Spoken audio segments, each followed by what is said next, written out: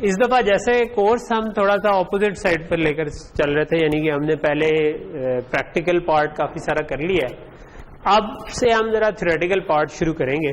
हमारी पिछली example complete नहीं हुई अभी, वो इस क्लास के बजाय नेक्स्ट क्लास में मैं कंटिन्यू करवाऊंगा, क्योंकि इस क्लास में मेरे साथ वही है जो वाकई कहते हैं वो लतीफ़े नहीं है, गायब दिमाग प्रोफेसर वाली। तो आज सुबह मैं घर से निकला हूँ, मैंने लैपटॉप उठाया, कुर्सी पे रखा है, और उसके बाद मैं गाड़ी चला के जब ऑफिस पहुंचा तो मैंने देखा गाड़ी में लैपटॉप ही नहीं। तो उसके बाद खैर मैंने एक दूसरा लैपटॉप यूज़ कर लिया था, बट आज फॉर सम रीज़न कुछ दिन ऐसा था कि इधर मैं पहुंचा हूँ तो पता चला प्रोजेक्टर भी नहीं लगा हुआ। ठीक है, तो वो तो एनीवे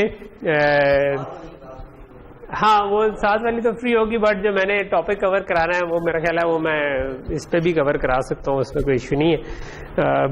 पर्सनली तो मैं बोर्ड को ज़्यादा पसंद करता था एज अ स्टूडेंट के, क्योंकि स्लाइडों पे वो पहले से सब कुछ बनी बनाई खिचड़ी होती है जो कि बंदा, तो वो कई दफ़ा वो स्पीड पे टीचर निकल जाता है और आपकी कहीं पे बेड फंसी हो तो फिर थोड़ी देर में आप पीछे ही रह जाते। ओके,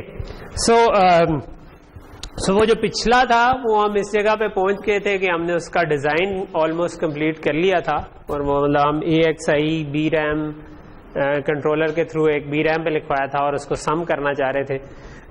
मेरा इरादा ये था कि उसको आज हम कंप्लीट करेंगे, लेकिन फिर हम नेक्स्ट क्लास में कर लेंगे। उसमें मुझे कोई इशू भी आ रहा था, वो कंप्लीट मेरे पास भी अभी पूरा नहीं हुआ।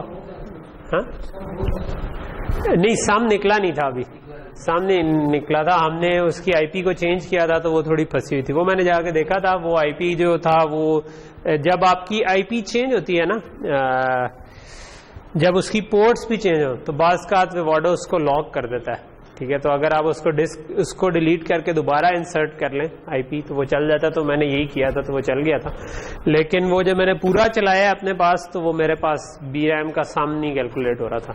तो मैं उसको डीबग कर रहा था और मैं सोच रहा था कि आप लोगों को ये भी इस फ्लो से भी गुजार दूंगा कि जो डिबगिंग का फ्लो होता है, कि जब एक तो हमने डिबग किया ना टेस्ट बेंच लिख के, एक डिबगर होता है कि आप उसी के ऊपर बोर्ड के ऊपर ही ना आप ब्लॉक रैम्स के अंदर डाटा सेव करवा सकते हैं, खुद लॉजिक नहीं बनानी पड़ती, उसको हम डिबग कोर्स कहते हैं या लॉजिक एनालाइजर कोर्स कहते हैं। तो वो मैं वही चलाने की कोशिश कर रहा था, तो वो मैं आपको हो सकता है कि नेक्स्ट क्लास में वो वाला फ्लो भी करवा दूं, क्योंकि वो सिंपल्स है, उसमें आप अपनी मर्जी से सिंथेसिस के बाद जो उनसे सिग्नल ऐड करना चाहें वो ऐड कर दें।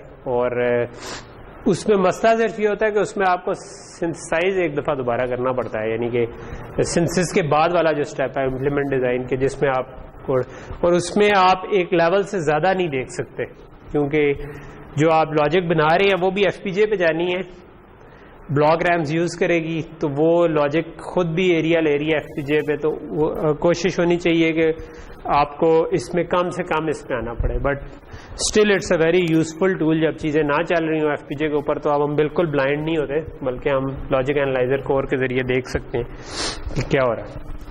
ओके, नाउ आज से हम बेसिकली अब ना थ्योरेटिकल पार्ट कोर्स का कवर करना स्टार्ट करने लगे हैं, जो कि नेक्स्ट क्लास में हम दोबारा पॉज करके पिछला ख़त्म करेंगे इंशाल्लाह जो था, और ये वाला पार्ट जो है फिर ये हम आगे कंटिन्यू कर देंगे। ठीक है, तो will start with fix point numbers and floating point numbers. ठीक है,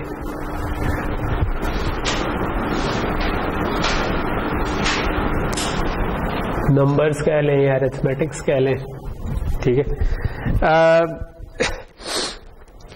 नॉर्मली क्या होता है हमारा फ्लो के हम ना कोई अगर सिस्टम बनाने जा रहे हैं, जिस तरह आप अक्सर लोग अपने फाइनल ईयर प्रोजेक्ट में बनाने जा रहे होंगे, अक्सर सिस्टम्स में हम पहले एक एल्गोरिदम डेवलप करते हैं। ठीक है, और ये जो एल्गोरिदम होता है ना, ये हम किसी ऐसी लैंग्वेज में करते हैं जिसमें आपके पास प्लॉटिंग वगैरह की यूटिलिटीज हों, जिसमें आपका लेट से अगर इमेज प्रोसेसिंग है तो वीडियोस या इमेजेस को रीड राइट करना आसान हो, स्पीच का है तो स्पीच को रीड राइट। सो ऐसे अमूमन जो टूल्स हैं वो हैं मैटलैब हो गया, पाइथन हो गई। ठीक है, सो ये आपको इजीली ये काम करने देते हैं कि आपको नहीं आता तो आप 2 दिन लगाएं, सीख लें और उस रीड करके वो चीज़ें चलाना शुरू कर दें। ठीक है, तो एल्गोरिदम्स हम इसमें डेवलप करते हैं। ठीक है, जो सिस्टम डिज़ाइनर है अमूमन उसका काम इसके बाद शुरू होता है। जो हम लोगों का काम जो इस कोर्स में हम पढ़ें, ठीक है, तो अगर आप किसी जॉब में इंडस्ट्री में जाएंगे तो प्रॉबेबली ये वाले लोग, आप इस वाली टाइप ऑफ जॉब में भी फिट हो सकते हैं, क्योंकि आप इलेक्ट्रिकल इंजीनियर्स हैं, तो आप जाके आपने किसी दूसरे कोर्स में सिग्नल प्रोसेसिंग पढ़ी होगी, सिग्नल प्रोसेसिंग में मैटलैब वगैरह में काम किया होगा, तो आप अगर उस साइड पे ज़्यादा फील कर रहे हैं काम करना, तो आप एल्गोरिदम साइड पे होंगे, तब आप इन टूल्स में रहेंगे, तब आपकी नॉलेज इस तरफ बढ़ेगी कि एल्गोरिदम कैसे काम कर रहा है। ठीक है, कोई आपने अगर कम्युनिकेशन सिस्टम बनाना है तो उसके लिए क्या क्या एल्गोरिदम्स रिक्वायर्ड है।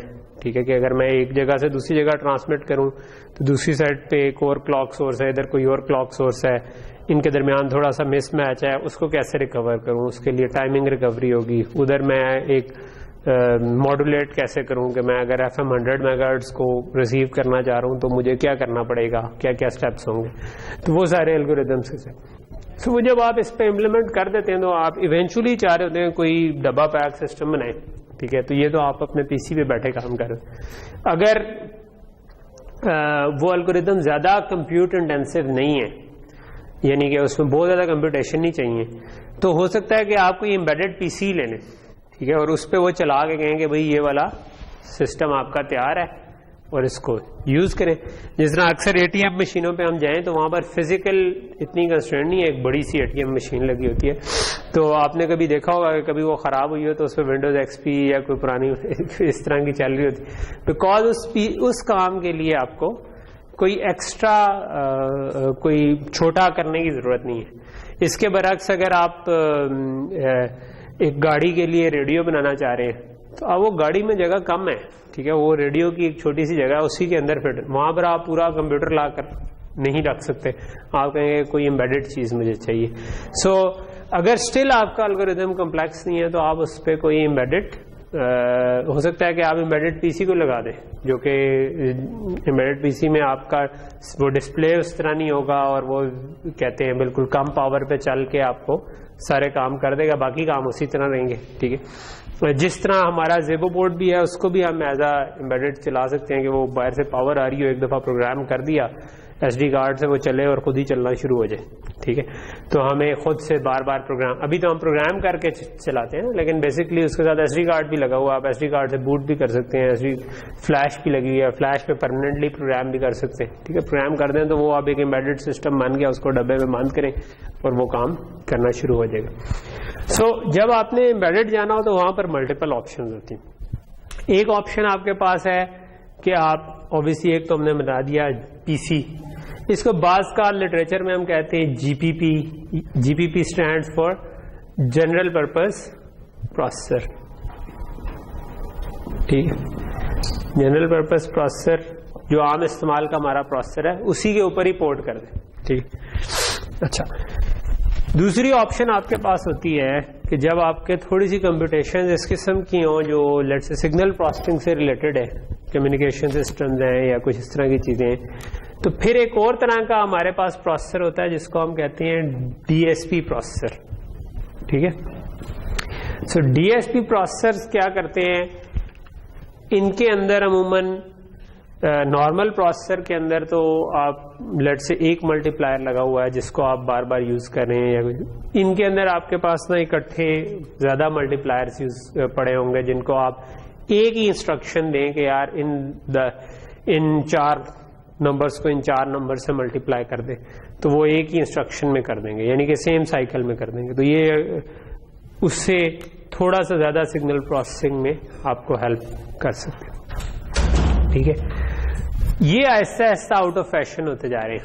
ठीक है, यानी इसके बजाय जब से ये जो एम्बेडेड प्रोसेसर FPGAs में आना शुरू हो गए हैं तो ये मैंने कम देखे हैं अब, कि ये आज से 10 साल पहले या 20 साल पहले हम लोग काफ़ी ज़्यादा DSPs पे के मुतालिक सुनते थे और सिस्टम्स में यूज़ हो रहे होते थे। अब वही वाली चीज़ जो है ना, क्योंकि ना टेक्नोलॉजी जो बढ़ रही है ना, उसके लिए एक टर्म यूज होती है मूर्स लॉ। आपने कभी सुना होगा, ये बहुत सारे कोर्सेज में यूज, मूर्स लॉ का कभी सुना होगा?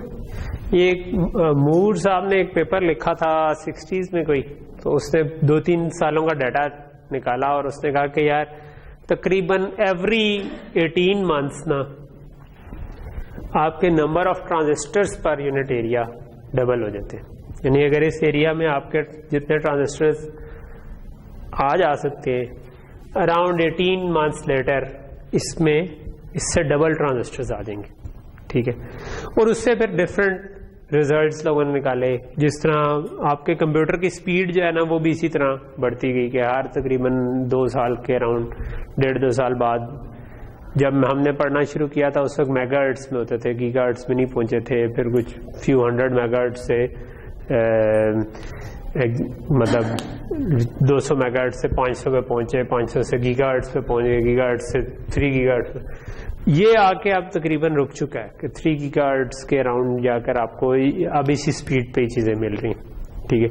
लेकिन ये स्टिल बढ़े, number of transistors per unit area still double, और ये भी रुकने वाले, ठीक है, because we are reaching the boundaries. जब आपका एक ट्रांजिस्टर 5-6 एटम की लेवल पे पहुंच जाए, ठीक है, उससे नीचे करेंगे ना तो वो फिर वो ट्रांजिस्टर अपना काम नहीं कर सकेगा। तो इस वजह यहाँ पर भी ये भी रुकने वाले हैं जो नंबर ऑफ ट्रांजिस्टर।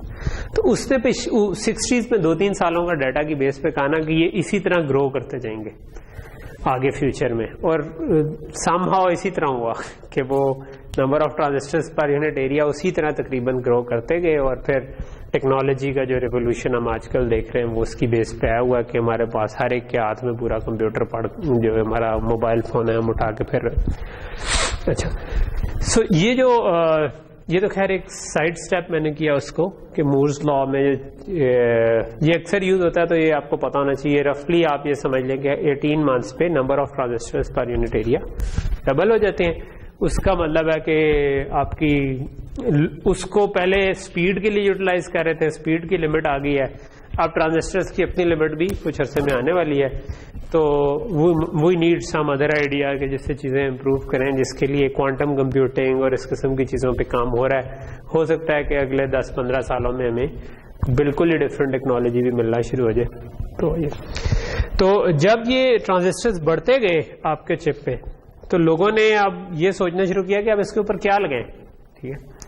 तो एक उसमें से चीज ये लोगों ने करना शुरू की कि इसके ऊपर ना प्रोसेसर लगा दो, ठीक है। और बाकी ये जो FPGA, सॉरी मैं ये इधर से साइड स्टेप कर गया, ये मैं बाद में आता हूँ, ठीक है। DSP प्रोसेसर क्या था कि ये प्रोसेसर है जिसपे C कोड ही चल जाएगा, यानी या आप उसकी असेंबली में थोड़ा ऑप्टिमाइज कोड लिख सकते, ठीक है। और ये अक्सर जिस तरह आपके टीवीज वगैरह में और इनमें ये यूज होते रहे, उसमें ट्राईमीडिया का एक प्रोसेसर यूज होता है, और इस किस्म के टेक्सास इंस्ट्रूमेंट से कंपनी है जिनके DSPs हमारे जमाने में बहुत पॉपुलर थे। अब मैंने बड़े अरसे से किसी कम सुना है ये नाम के, इतने ज्यादा चल रहे हो।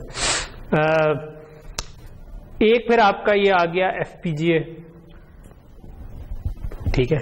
FPGA ये है कि जिसमें आपके पास काफी सारे रिसोर्सेज अवेलेबल है जिनको जोड़ के आप कोई भी सर्किट बना सकते। और फिर आपकी अगली चीज आ जाती है ASIC, ठीक है। ये this stands for application specific IC, ठीक है। IC stands for integrated circuit, यानी ये चिप है लेकिन ये एप्लीकेशन स्पेसिफिक है, ठीक है।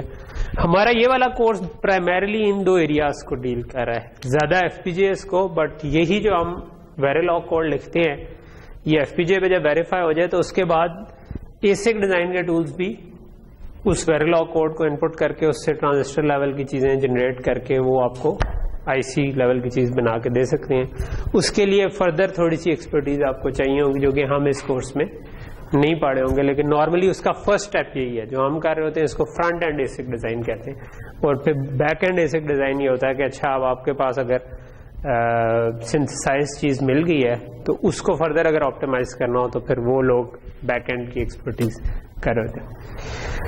अच्छा, तो सो मोस्टली ये चीज यूज होती थी, लेकिन कुछ अरसे से ना इन दोनों में ASIC और FPGA में एक ये चीज आ गई है कि एप्लीकेशन स्पेसिफिक जो चीज बना रहे हैं उसके अंदर भी प्रोसेसर डाल दें। जब आप उसके अंदर कोई प्रोसेसर रख लेते हैं, जिस तरह हमारे FPGA के ऊपर ARM की कोर लगी हुई है, ठीक है, उससे पुराने FPGAs पे पावर PC एक और प्रोसेसर होता था, उसकी कोर होती थी। तो जब उसकी कोर मौजूद है, कोर से मुराद ये है कि इसी चिप के ऊपर ये वाला प्रोसेसर भी मौजूद है और इसके अलावा एफपीजीए पार्ट भी मौजूद है, इसको यूज करना है तो कर लें, नहीं करना तो ना करें। जैसे हमने जो सिंपल आरटीएल प्रोजेक्ट बनाया था उसमें हमने प्रोसेसर को नहीं यूज किया था, लेकिन अगर हम प्रोसेसर को यूज करना चाहें तो करें। तो ऐसे सिस्टम्स को हम कहते हैं एसओसी सिस्टम्स, ठीक है। SOC stands for system on chip, कि हमारी चिप के ऊपर एक सिस्टम लगा हुआ है, एक प्रोसेसर लगा हुआ है, ठीक है। और हमने अभी तक जो फ्लो किया है वो एसओसी जो सिस्टम्स है उनके हिसाब से फ्लो बन गया कि अगर एफपीजीए पे आपका आर्म कोर लगी हुई है तो कुछ हिस्सा हम आर्म के ऊपर चला लें और बाकी का हिस्सा हम। जब से ये आना शुरू हुए हैं तो ये थोड़ा सा आउट ऑफ फैशन होना शुरू हो गए हैं, क्योंकि अब इधर आपको ज्यादा दोनों तरह की कंप्यूटेशनल पावर मौजूद है। पहले हम इधर इसलिए जाते थे क्योंकि अब कोई भी सिस्टम डिजाइन करने में क्या फैक्टर है, ऑब्वियसली ये फैक्टर है आपको कितनी पावर चाहिए, एक फैक्टर है कितनी प्रोसेसिंग पावर चाहिए, एक है कि एक्चुअल पावर कितनी चाहिए, कि वो अगर मोबाइल पे लगना है तो कम पावर चाहिए, बैटरी पे चलना है, ठीक है। अगर वो किसी वो गाड़ी में लगा तो गाड़ी की बैटरी का सोर्स अवेलेबल है तो इश्यू नहीं है, वो चार्ज होती रहती है जब आप चल रहे हैं, ठीक है। जो तो ये डिफरेंट टाइप के सिस्टम डिफरेंट होंगे, हैंडल डिवाइस कुछ और होगा। एक है कि प्रोसेसिंग पावर कितनी चाहिए, ठीक है। तो प्रोसेसिंग पावर की बेस पे आप डिसाइड कर लेते थे कि अच्छा इस पे जाऊं, इस पे जाऊं, इस पे जाऊं। ऑब्वियसली इसके अलावा एक और चीज माइक्रो कंट्रोलर्स भी हैं जो आपने माइक्रो कंट्रोलर के केस में पढ़े होंगे, ठीक है। माइक्रोब्लेज एफपीजीए के ऊपर एक प्रोसेसर है, यानी जिस तरह आर्म की कोर लगी हुई है उस तरह हम माइक्रोब्लेज की कोर भी लगा सकते हैं, ठीक है। आपका तकरीबन यही चीजें जो हमने की हैं ना जो आर्म के साथ, तकरीबन ये सारे काम आप माइक्रोब्लेज, लेकिन उसके लिए आप इस वाले एफपीजीए पे नहीं जाएंगे जिसमें प्रोसेसर लगा। नॉर्मली हम माइक्रोब्लेज तब यूज करते हैं जिस वक्त आपका वो वाला एफपीजीए जिनमें आर्म की कोर नहीं है। अब आर्म की कोर नहीं है तो आप वो सिर्फ एफपीजीए है, लेकिन यू स्टिल वांट कि मैं सी कोड चला लूं, ठीक है। वाई डू वी वांट के सी कोड चला लें, ठीक है। एक क्वेश्चन ज़हन में आएगा ना कि वाई डू वी वांट के सी कोड चला लें, because it saves a lot of time. जो पूरा एफपीजीए का साइकिल है जो हम अभी आगे डिफरेंट चीजें पढ़ते जाएंगे, उसके अंदर टाइम ज्यादा लगता है कि मैंने एक अगर पूरा कम्युनिकेशन सिस्टम बनाना है और वो पूरा का पूरा एफपीजीए के ऊपर ही बनाना है और मैं उसका कोई हिस्सा प्रोसेसिंग एलिमेंट पे ना डालूं, ठीक है, तो आई कैन डिजाइन इट। और हम वो अभी पढ़ेंगे fully dedicated architecture next class में भी, तो उनमें हम ये काम कर सकते हैं। लेकिन वो आपका एक तो एफपीजीए का एरिया तो लेगा, लेकिन उसको डिजाइन, इंप्लीमेंट और टेस्ट करने में जो टाइम लगता है ना वो सी वाले टाइम से बहुत ज्यादा है, ठीक है। क्योंकि स्टार्ट हम किधर हुए थे, इधर से। अब हमने इसको लेकर जाना है लेट से एफपीजीए पे या एसिक पे, ठीक है। तो अगर मैंने एफपीजीए पर लेकर जाना है तो अगर मेरे पास कोई प्रोसेसर नहीं लगा हुआ तो तब मैं इसके एल्गोरिदम को देखूंगा, उसका जो मैटलैब कोड है या पाइथन कोड है उसमें देखूंगा क्या क्या स्टेप्स हो रहे हैं। जहां जहां एडिशन हो रही है मैं कहूंगा अच्छा इधर एडर लगा दो, ठीक है, इधर मल्टीप्लायर लगा दो। अब पीछे से सिग्नल आ रहा है एडीसी का हर सैंपल पे, उसके आगे एडर लगा दो, मल्टीप्लायर लगा दो, जो भी काम करने हैं वो कर लें, ठीक है। सो टिपिकली उसके डिफरेंट तरीके हैं, लेकिन वो हम कर लेते हैं। तो वो वाला जो टास्क पूरा है वो ज्यादा लंबा हो जाता है। उसके बजाय ये इजी रहता है कि आप उसको प्रोसेसर पे ले जाओ, ठीक है। तो प्रोसेसर पे मैटलैब कोड तो डायरेक्ट नहीं चलेगा, लेकिन आप उसको सी में कन्वर्ट करना जो है ना वो फटाफट हो जाता है, सी या सी प्लस प्लस में, ठीक है। और सी प्लस प्लस में कन्वर्ट करके आप प्रोसेसर के ऊपर चला दें, ठीक है। तो बेसिक रनिंग चीज आपकी तैयार होगी। मोस्ट प्रोबेबली अगर वो ज्यादा ऐसा प्रोजेक्ट था जिसमें आपको बहुत ज्यादा स्पीड चाहिए थी तो वो आपकी स्पीड रिक्वायरमेंट मीट नहीं कर रहा होगा। तो फिर आप क्या करेंगे, उसमें से देखेंगे जो हमने पिछली क्लास में पढ़ा था ना कि टाइम कैसे मेजर कर सकते हैं। आप एग्जीक्यूशन टाइम मेजर करते जाएंगे और कहेंगे कौन सा हिस्सा एफपीजीए पे चलते हैं, ठीक। आप ये लेकिन ये कर सकते थे कि आप प्रोसेसर को यूज ही ना करें, आप सीधा सीधा सब कुछ एफपीजीए पे ले जाएं, लेकिन उसमें टाइम ज्यादा लगता था। तो एक फैक्टर ये है कि मेरे प्रोजेक्ट को कितना टाइम लगेगा कंप्लीट होने में, या जो मैं चीज बना रहा हूं, ठीक है। उस पॉइंट ऑफ व्यू से ये सबसे फास्ट होगा क्योंकि आप इस पे तो मैटलैब या पाइथन में चीज चला देंगे, ठीक है। ये उससे थोड़ा सा स्लो होगा बिकॉज इसमें अमूमन हम इसको सी में कन्वर्ट करके पहले इसी के कंपाइलर पे ऑप्टिमाइज करके चला देंगे। चल गया तो ठीक है, ना चला तो फिर आप ये कर सकते हैं कि इसकी असेंबली में फर्दर ऑप्टिमाइजेशन करें। आजकल इनके कंपाइलर भी स्ट्रांग हैं जो खुद ही काम काफी कर लेते हैं, लेकिन अगर वो ना करें तो फिर ऐसे ये वाली एक्सपर्टीज भी एग्जिस्ट करती हैं। यानी कि ये एक और एक्सपर्टीज है कि डीएसपी ऑप्टिमाइजेशन की, ठीक है, जो आपके वासिफ सर हैं उनकी शुरू की जो एक्सपीरियंस है वो डीएसपी ऑप्टिमाइजेशन पे था, ठीक है। तो अगर डीएसपी का कोर्स उससे पढ़ें तो बहुत यानी ऑप्टिमाइजेशन का कभी हो तो अच्छी बात है।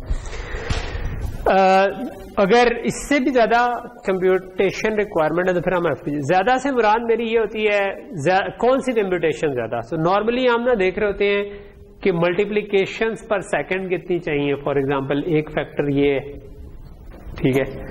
इसी तरह रैम कितनी चाहिए, ठीक है, कितनी स्टोरेज चाहिए, ठीक है। एफपीजीए जिस क्लॉक फ्रीक्वेंसी पे चल रहा होता है वो नॉर्मली इनसे कम होती है। यानी कि ये डीएसपी हो सकता है 700-800 मेगाहर्ट्ज से 1 गीगाहर्ट्ज पर जा रहा हो, लेकिन एफपीजीए खुद जो चल रहा होगा वो अमूमन 100-200 मेगाहर्ट्ज इस रेंज में होगा, ठीक है। यानी कि हमारी जो लॉजिक चल रही होती है वो 200 मेगाहर्ट्ज से ऊपर कम नहीं जाती, ठीक है। मोस्टली हम 200 मेगाहर्ट्ज पे अपनी या 150 मेगाहर्ट्ज या 100 मेगाहर्ट्ज इसकी रेंज में चला। लेकिन इसके अंदर पैरेलल में आप बहुत से काम कर सकते हैं। फॉर एग्जांपल ज़िबो तो छोटा बोर्ड है, लेकिन जो जरा से बड़े बोर्ड हैं जो ZC706 या इस तरह के जिसमें जिंक एफपीजी लगा, वो आई थिंक उनमें 1000 से 2000 मल्टीप्लायर्स आपको अवेलेबल होते हैं, ठीक है। और 1000 से 2000 मल्टीप्लायर का मतलब है कि वो जो 200 मेगाहर्ट्ज का एक साइकिल है उसमें मैं चाहूँ तो वो मैं 2000 मल्टीप्लिकेशन इकट्ठी कर लूँ। तो अब इट डिपेंड्स कि मैं क्या एल्गोरिदम पोर्ट करना चाह रहा हूँ, ठीक है। हो सकता है उस एल्गोरिदम में मल्टीप्लिकेशन की रिक्वायरमेंट ज्यादा हो सकता है उस एल्गोरिदम में मल्टीप्लिकेशन ना रिक्वायरमेंट हो लेकिन बिट्स मैनिपुलेशन चाहिए हो, ठीक है। वो भी हम काफी कुछ कर सकते हैं एफपीजी के अंदर, ठीक है। रैम का हमने पढ़ा है कि कम बिट से ज्यादा में कन्वर्ट कर देती है, ज्यादा से कम में कर देती है। गेट्स के थ्रू हम बहुत कुछ कर सकते हैं, ठीक है। फॉर एग्जांपल अगर आपने एक बाइनरी इमेज को बाइनरी इमेज से मल्टीप्लाई करना है तो अब आप इन सब को आपस में पैरेलल में एक दूसरे से मल्टीप्लाई करना चाहेंगे तो एक साइकिल में आउटपुट आ जाएगी आपके पास कि ये पॉइंट बाय पॉइंट मल्टीप्लाई हो गया, ठीक है। डीएसपी या प्रोसेसर पे करेंगे तो आप क्या करेंगे, आप लूप लगाएंगे for i is equal to 0, i less than जो भी उसकी रोज में, j is equal to 0, j less than columns, और फिर आप इनको आपस में मल्टीप्लाई करेंगे क्योंकि एक मल्टीप्लायर है उसने पहले इसको मल्टीप्लाई करना फिर इसको करना। एफपीजीए में आप क्या करेंगे, आप सब के सब को इकट्ठा भी कर सकते हैं, ठीक है। डिजाइन इंक्रीज जी वही है ना कि आप डिजाइन एफर्ट बढ़ गई आपकी, उसका मतलब है कि जब आप इसको डिजाइन करने जाएंगे तो अब आपका टाइम ज्यादा लगेगा, ठीक है। लेकिन टाइम ज्यादा लगेगा लेकिन तेज हो जाएगी, ठीक है। जब चीज तेज हो जाए तो अब उसके अपने फायदे। अब जो चीज आप इम्प्लीमेंट करना चाह रहे थे, अगर डिपेंड करता है, आप एक सर्वेलेंस सिस्टम बना रहे थे तो अगर वो आप पीसी पे चलाते हैं तो पता चलता है कि यार बंदे आ रहे हैं उनको डिटेक्ट करता जा रहा है, लट से कौन है, दरवाजे पे लगा दिया, ठीक है। पीसी पे बनाया, पता चला वो तो 10 सेकंड के बाद एक फ्रेम चलता है। इस पे आपने चलाना शुरू किया तो आपने कहा कि यार ये तो 2 सेकंड पे आ गया, इस पे आ गए या इस पे आ गए तो आपको पता चला कि यार आप तो नॉर्मल वीडियो रेट पे ही चला लेंगे 24 फ्रेम्स पर सेकंड पे, ठीक है, या 2-3 फ्रेम्स पर सेकंड पे चला लें। तो जब वो फिर चीजें ऐसी होती है ना कि बास का जिस तरह होता है, अगर आप वीडियो के साथ डील कर रहे हैं ना तो उसमें एक स्वीट स्पॉट होता है कई दफा कि आपके अगर 1 सेकंड में 10 फ्रेम तक आप प्रोसेस कर पा रहे हो ना तो फिर आपको वो कॉन्टिन्यूसली तकरीबन लग रहा होता है, मतलब 15 पे तो लगना शुरू हो जाता है, ठीक है, बिल्कुल ही। लेकिन अगर आप 10 तक भी कर रहे हो ना तो आपको काफी हद तक ठीक लगना। सो 10 से 15 फ्रेम्स पे उससे कम हो तो आपको बहुत स्लो लग रहा होता है, नेचुरली स्लो लग रहा होता है, ठीक है। इसी तरह ऑडियो में भी आपकी रिक्वायरमेंट, इस तरह ऑडियो है, अगर आपने यूट्यूब पे देखा होगा कि आप उसमें ऑप्शन है कि वो सब टाइटल जनरेट कर देता है, ठीक है। उर्दू के तो इतने अच्छे नहीं जनरेट करता लेकिन अंग्रेजी के अच्छे जनरेट कर देता है, ठीक है। सो स्पेशली जो नेटिव स्पीकिंग हैं लोग, उनकी अच्छी ट्रांसलेशन उससे मिल जाती है। लेकिन वो ट्रांसलेशन अगर 80% हो रही हो या 90% हो रही हो, उसमें बहुत ज्यादा फर्क होता है। यानी 80% में आपको कुछ समझ ही नहीं आएगा कि ये क्या ओल फुल लिख रहा है, ठीक है। 90% होगा तो उसमें बहुत, तो वहां ऐसी जगहों पर फिर आप डिसाइड, इंजीनियर ने डिसाइड करना होता है कि मैं किस वाले सिस्टम पर चला जाऊं, ये वाला सिस्टम बेहतर है, ये बेहतर है, ये बेहतर है, ये बेहतर है, स्पेस की क्या रिक्वायरमेंट है, पावर की क्या रिक्वायरमेंट है, कंप्यूटेशनल पावर कितनी चाहिए। तो आप अमूमन इस एल्गोरिदम को ना प्रोफाइल कर लेते हैं कि आप देख लेते हैं कि इसमें पर सेकेंड मुझे कितने मल्टीप्लिकेशंस चाहिए, मुझे कहीं पे स्टोरेज तो नहीं चाहिए, मुझे कहीं पे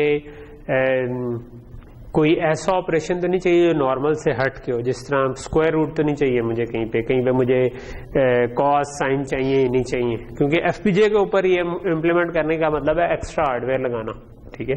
लेकिन अगर प्रोसेसर लगा हुआ है, प्रोसेसर उसको ऑलरेडी बनी बनाई लाइब्रेरीज मैथ्स को यूज कर लेगा, मैथ.h को यूज कर लेगा और ये सारे काम कर देगा। लेकिन वो टाइम लेगा, आप स्क्वायर रूट लेंगे, आप उसका टाइम मेजर करेंगे कि स्क्वायर रूट से पहले क्या टाइम था, बाद में क्या था, बहुत सारे नंबर दे के देखे, उसको प्लॉट करके देखा कि यार मैक्सिमम कितना आता है, मिनिमम कितना आता है, एवरेज क्या मिल रही है। उसके हिसाब से फिर आप डिसीजन लेंगे कि यार इज इट ओके कि मैं इसको लगा दूं या ना लगाऊं। नहीं तो फिर आप एफपीजे पे चले जाएंगे, आप एफपीजे पे करेंगे, फिर आप उसको एल्गोरिथमिकली भी चेंज कर सकते हो सकता है आप स्क्वायर रूट लिए बगैर ही काम कर सकते हो। आपने एक नंबर का स्क्वायर रूट लेकर आगे किसी और से कंपेयर करना था, तो आप जिससे कंपेयर करना था उसका स्क्वायर ले लें, ठीक है, तो आप इसमें कंपेयर कर लें, तो आप कहेंगे स्क्वायर रूट ही निकल गया बीच में, ठीक है। तो कई दफा ये वाली ऑप्टिमाइजेशन फिर एफपीजे वाले लोग कर रहे हैं। सो ये तो एक ब्रॉडर ओवरव्यू था कि ये चीजें आपकी क्या क्या है। नॉर्मली इनको आप कह लो कि ये जो, और आखिरी एसिक जो है ना, ये सबसे ज्यादा लंबा साइकिल होता है। यानी कि इसका मतलब है कि आप एफपीजे वाला सारा काम जब कर लेंगे ना, उसके बाद भी हो सकता है साल लग जाए कि वो जब चिप बन के आएगी और उसके बाद उसको कुछ टेस्ट करेंगे तो वो और कुछ टाइम लग जाए, ठीक है। लेकिन इवेंचुअली इससे जो चीज बनती है ना, वो अगर आपने बल्क में प्रोड्यूस करनी हो, यानी आप कहते हो कि यार मैंने जो चीज बनाई है वो मैं एक्सपेक्ट कर रहा हूं कि वो तो लाखों के हिसाब से निकलेंगी, ठीक है, या एटलीस्ट टेंस ऑफ थाउजेंड्स की चिप्स तो जाएंगी, tens of thousands of chips मैंने बनानी है, फिर आप एसिक पे आ जाते हो। फिर आप कहते हो कोई बात नहीं, साल लग जाएगा, बट साल बाद जो चीज बनेगी वो निकल जाएगी, ठीक है, बल्क में निकल जाएगी, तो तब आप इस पे इन्वेस्टमेंट कर देते हो। इसमें पैसा भी ज्यादा लगता है ऑब्वियसली। इसमें अगर आपने एक चिप भी बनानी हो तो it can be around $1 million के करीब जा सकता है, ठीक है। या अब कुछ सस्ते भी हो गए हैं शायद, मैंने कभी खुद तो नहीं ये वाला पाथ फॉलो किया हुआ, लेकिन अब मैंने सुना है कि रिसेंटली स्पेशली यूनिवर्सिटीज के लिए ये हो जाता है कि आप ना ऐसे वेफर्स जिसमें खाली जगह हो ना, ये बनता है सिलिकॉन वेफर के ऊपर आपकी चिप बन रही होती है, तो उसमें कई दफा होता है कि कुछ खाली जगह होती हैं जिनमें आप ना, अगर यूनिवर्सिटी प्रोग्राम्स वालों को वो कहते हैं कि यार आप इस जगह पर अपनी कोई लॉजिक की चिप बनवाना चाह रहे हैं तो बनवा लें, और वो फिर सस्ते में भी कर देते हैं। हो सकता है कि 10-15 लाख में काम हो। सस्ते से मुराद ये है, ठीक है, कि आप फिर करोड़ों में जाने के बजाय लाखों में आपकी बात आ जाएगी, यानी $5,000-6,000 $10,000 में भी इस रेंज में चीजें आ जाएंगी, ठीक है। तो अभी ट्रेंड इस तरफ आ रहा है कि आप ये भी रैपिड प्रोटोटाइप कर सकें, कि चिप्स को भी तेजी से निकाल सकें। यूनिवर्सिटी प्रोग्राम्स के पास फंड हो, उनमें आप जिस तरह एक इंटरेस्टिंग आपके खैर बीएस के आपने चूज कर लिए हैं, एक इंटरेस्टिंग टॉपिक ये हो सकता है कि एक प्रोसेसर है RISC-V, ठीक है, वो ओपन है, आप उसके लिए कोई काम करना चाहें तो आप उसको एफपीजे पे पोर्ट कर दें, और आईसी भी उन्होंने उनकी मल्टीपल निकाली हुई है जो कि यूज किया। ओके, सो ये तो ब्रॉडर सी एक पिक्चर थी कि 3-4 डिफरेंट चीजें, पीसी या general purpose processor, micro controller. अगर आपका एल्गोरिथम ज्यादा कॉम्प्लेक्स नहीं है तो ये बाकी सब कुछ आपको एक स्ट्रक्चर दे देता है जिसके साथ आप मतलब इजीली इंटीग्रेट करके जो छोटे छोटे सर्किट्स हैं वो आप बना सकते हैं यूजिंग माइक्रो कंट्रोलर। थोड़े कॉम्प्लेक्स हो जाएंगे तो फिर आप माइक्रो कंट्रोलर के बजाय माइक्रो प्रोसेसर पे आना चाहेंगे। माइक्रो प्रोसेसर पे आना चाहेंगे तो उसमें पीसी एक ऑप्शन है, लेकिन स्पेस और वो काम करनी है तो आप उसको एम्बेड कर दें। अगर पावर भी काम करनी है फिर डीएसपी पे आ जाए और फिर एफपीजे पे भी आ सकते हैं अगर आपको कंप्यूटेशनल पावर इनसे ज्यादा चाहिए हो। ठीक है, जो दूसरी पावर है उसके हिसाब से ये शायद इतना एफिशिएंट नहीं होगा क्योंकि एफपीजे पावर एफिशिएंट उतना नहीं होता। A6 जो है वो इवेंचुअली सबसे कम पावर खाएंगे, सबसे ज्यादा तेज हो जाएंगे। ठीक है, अगर सही तरीके बने हो, लेकिन सबसे ज्यादा टाइम लेंगे, ठीक है, बनने में सबसे ज्यादा टाइम लेगा। ये बनने में उससे थोड़ा सा कम टाइम लेगा, लेकिन कंप्यूटेशनल पावर आपके पास ज्यादा है। तो जब आपने एल्गोरिदम को इधर से इधर लेकर जाना होता है तो नॉर्मली हम उसके दरमियान क्या करते हैं, हम नॉर्मली उसको सी में कन्वर्ट करते हैं पहले, ठीक है। सी कन्वर्जन आपके पास आ जाती है। ऑल्दो ये वाला साइकिल अब आहिस्ता आहिस्ता चेंज हो रहा है, यानी कि आप प्रोसेसर के ऊपर आप लिनक्स चला सकते हैं, ठीक है। तो जो जिस तरह हमारा जिंक है उस पर आर्म का प्रोसेसर है, आर्म के प्रोसेसर के ऊपर आप लिनक्स भी चला सकते हैं, और लिनक्स चला सकते हैं तो आप एक्चुअल में हो सकता है कि पाइथन कोड भी डायरेक्ट उसके ऊपर चला सके, ठीक है। तो वो अगर चल जाए और आपकी कंप्यूटेशन रिक्वायरमेंट पूरी हो रही है तो आपको सी में कन्वर्ट करने की जरूरत ना रही। लेकिन नॉर्मली हम उनको सी में कन्वर्ट करते हैं, और सी क्योंकि जनरली थोड़ा सा फास्टर होती है जब आप पाइथन या मैटलैब की निस्बत कोड लिखें, क्योंकि ये स्पेसिफिक हो जाती है, हार्डवेयर से ज्यादा क्लोज है। और नॉर्मली जब सी कन्वर्टेड कोड को फिर हम वेरिलॉग में कन्वर्ट करते हैं, ठीक है। तो उस वेरिलॉग कोड से फिर हम एफपीजे पे जाते हैं, ठीक है। अच्छा, जब हम एफपीजे पे जाते हैं ना तो वहां पर एक जनरली ये चीज आती है कि एफपीजे के अंदर जो मैं कह रहा हूं ना कि 1000 मल्टीप्लायर है, वो जो 1000 मल्टीप्लायर है ना वो बेसिकली फ्लोटिंग पॉइंट नहीं है, ठीक है। उनको आप समझ लो कि वो इंटेजर मल्टीप्लायर हैं, या इंटेजर भी नहीं मैं कहता, वो 18/24 इस तरह से होंगे प्रॉब्ली, कि 24 बिट को 18 बिट से मल्टीप्लाई कर देंगे। ऐसे मल्टीप्लायर बहुत सारे अवेलेबल। जब हम मैटलैब या पाइथन में कोड लिख रहे थे तो उस वक्त तो हम नॉर्मल फ्लोट या डबल यूज कर रहे होते हैं ना, वेरिएबल्स। तो अब हमने फ्लोट या डबल यूज किए हुए हैं, तो वो तो फ्लोटिंग पॉइंट नंबर थे, ठीक है। तो आज तक आप जो भी प्रोग्रामिंग वगैरह में अगर कोड लिखा है तो फ्लोट या डबल यूज करते रहे, तो उनका मल्टीप्लायर या बनाना एफपीजे में वो सिंगल मल्टीप्लायर से नहीं होता, उसमें ज्यादा रिसोर्सेज चाहिए होते हैं, ठीक है। तो ये नहीं है कि आपके हजारों फ्लोटिंग पॉइंट मल्टीप्लायर्स अवेलेबल होंगे। और फ्लोटिंग पॉइंट मल्टीप्लिकेशन जो है ना वो अमूमन एक साइकिल में नहीं होती, उसके लिए आपको मल्टीपल साइकिल्स चाहिए होती हैं, जिसके बाद आपका रिजल्ट आता है, ठीक है।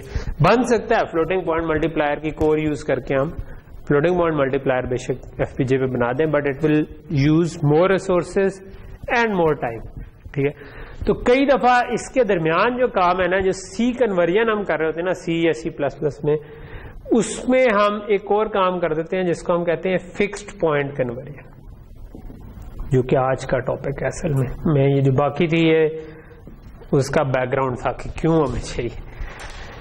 फिक्स पॉइंट कन्वर्जन क्या है कि फ्लोटिंग पॉइंट नंबर्स में होता है कि आप का ना पॉइंट, मैं अभी बताऊंगा कि वो कैसे बनते हैं, लेकिन उसमें आपका यू डोंट केयर अबाउट के पॉइंट किधर है, ठीक है। आपने कहा जी x = 3.14, उसको मल्टीप्लाई किया, वो जिधर मर्जी चला जाए, वी डोंट केयर, क्योंकि वो नंबर इटसेल्फ उसकी पॉइंट की पोजीशन को हैंडल कर रहा होगा जिस तरह से नंबर सेव। लेकिन नंबर को खुद हैंडल करने के लिए हार्डवेयर में सपोर्ट चाहिए कि जब आप मल्टीप्लाई करेंगे तो वापस उसको उस फॉर्मेट में लेके। सो नॉर्मली जिस तरह हमने साइंटिफिक नोटेशन पढ़ी हुई है ना, जिस तरह आप लोगों ने साइंटिफिक नोटेशन में किसी नंबर को लिखें तो वो एक फिक्स फॉर्मेट में होता है। तो फ्लोटिंग पॉइंट समझिए कि उससे मिलता जुलता है। अभी मैं एग्जैक्ट आपको बता दूंगा किस फॉर्मेट में, कि उससे मिलते जुलते फॉर्मेट में है। जब भी आपने दो फ्लोटिंग पॉइंट नंबर्स को मल्टीप्लाई किया तो आप अगर रेंज से बाहर गए, आप वापस उसको लेकर आएंगे उसी साइंटिफिक नोटेशन में और उसी तरह सेव करेंगे, तो उसका एक ओवरहेड है कि वो एक्स्ट्रा हार्डवेयर ये काम कर रहा हूं। तो हम कई दफा ये चाहते हैं कि वो वाला ओवरहेड हमें ना पड़े, तो हम अपने कोड को फिक्स पॉइंट में कन्वर्ट करें। फिक्स पॉइंट कन्वर्जन से क्या मुराद होती है कि एक्चुअली में मैं सारा कोड जो है ना वो फ्लोटिंग पॉइंट नंबर्स के बगैर लिख दूंगा, ठीक है। तो जहां जहां पर फ्लोटिंग पॉइंट नंबर आ रहे थे तो मैं खुद डिफाइन कर दूंगा कि यार इस जगह पे पॉइंट है। असल में मैंने एक इंटीजर सेव किया हुआ है, लेकिन मैंने खुद डिफाइन कर लिया दिमाग में कि यार इस जगह पे पॉइंट है, ठीक है। फॉर एग्जाम्पल मैं पहली बिट के बाद पॉइंट कर दूं और मैं कहूं कि ये 32 बिट नंबर है, तो इसका मतलब है कि ये -1 से +1 तक तकरीबन, +1 में कभी भी नहीं आ सकेगा इसमें, लेकिन 0.999 तक आ जाएगा इसमें, ठीक है।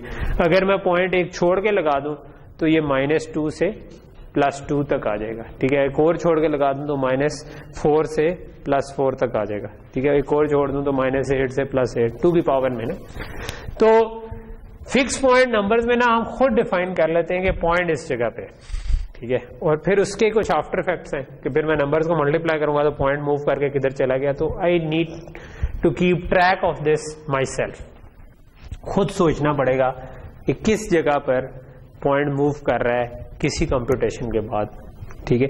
जिस तरह कम्युनिकेशन सिस्टम में अक्सर आप करें पाई से मल्टीप्लाई कर दिया जी, पाई है 3.14 से मल्टीप्लाई कर दिया, तो आपका ओरिजिनल नंबर -1 से 1 तक था, तो जब वो 3.14 से मल्टीप्लाई होगा तो -3.14 से +3.14 तक जा सकता है। तो इसका मतलब है जो उसका रिजल्ट आएगा वो आपको कम से कम जहां में 3 आ सकता हो, ठीक है, इतनी बिट्स चाहिए। तो वो पॉइंट के बाद आपको कम से कम 4 बिट्स, 2 बिट्स में 3 आ सकता है, तो कम से कम 3 बिट्स चाहिए, ठीक है। सो 3 बिट्स चाहिए क्योंकि एक साइन बिट है और 2 बिट्स में आपके पास -3 या +3 कुछ सेव हो रहा है, ठीक है। तो ये वाली चीजें हमने कैलकुलेट किया। तो नॉर्मली जब आप फिक्स पॉइंट कन्वर्जन करते हैं ना, तो आप अपने जो भी एल्गोरिदम डेवलप किया हो उसमें जिन जिन नंबर्स को आपने फ्लोटिंग टू फिक्स कन्वर्ट करना है, आप उनको मेजर कर लेते हैं कि उनकी मैक्सिमम वैल्यू क्या आ रही है, उनकी मिनिमम वैल्यू क्या है। डिफरेंट इनपुट्स देके अपने एल्गोरिदम को मेजर कर लेते हैं और फिर आप उसको कन्वर्ट करें। लेकिन इनकी कन्वर्जन के ऊपर मैं भी आता हूं, उससे पहले हम देख लें आइडिया हो गया कि फिक्स पॉइंट नंबर क्या है। फिक्स पॉइंट, तो इसमें थोड़ा सा एक्स्ट्रा टाइम लगता है, यानी कि आप एल्गोरिदम को जब फिक्स पॉइंट में लेके जाएंगे तो कुछ टाइम लगेगा, लेकिन क्योंकि सी में है स्टिल उतना ज्यादा टाइम नहीं लगेगा कि आप एक्चुअल हार्डवेयर बनाए। लेकिन जब ये बन गया उसके बाद अब आप इसको एक्चुअल हार्डवेयर में लेके जा सकते हैं कि यार, क्योंकि ये वाले मल्टीप्लायर्स अब आप यूज कर सकते हैं, ठीक है, बजाय फ्लोटिंग पॉइंट मल्टीप्लायर्स। ओके, तो पहले हम देख लेते हैं कि फ्लोटिंग पॉइंट नंबर सेव कैसे होते हैं, ठीक है। सो फर्स्ट चीज है कि फ्लोटिंग पॉइंट नंबर कैसे सेव होते हैं, ठीक है। तो जो हम इनमें से एक पढ़ेंगे, ठीक है, जो